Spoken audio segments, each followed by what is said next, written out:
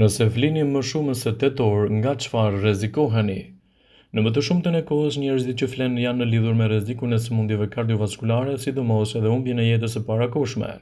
Ulëntimi publikuar në zhurnale European Heart Journal shqyrtoi të dhënat e 116.000 njerëzve të moshës nga 35 në 70 vjeç, nga 21 vende të ndryshme. Pas një periudhe mesatare të ndjekjes prej gati 8 vitesh, ulëntimi regjistroi 4.381 veta që humbën jetën nga 4.365 raste të rrezikshme kardiovaskulare. Njerëzit që flinin më shumë se 8 orë kishin një rrezik më të lartë të humbjes së jetës nga këto zhvillime të sëmundjeve të zemrës ose enëve të gjakut në tru krahasuar me ato që flinin të paktën 7.5 deri në 8 orë gjumë. Gjumi është thelbësor për shëndetin e mirë të njeriut dhe njerëzit që rrezikohen shpesh prej tij janë edhe ata që flenë më shumë. Është e rëndësishme të flini aq gjumë sa trupi e ka të nevojshme për t'u rigjeneruar. 6,5 deri në 8 orë gjumë janë më se të mjaftueshme.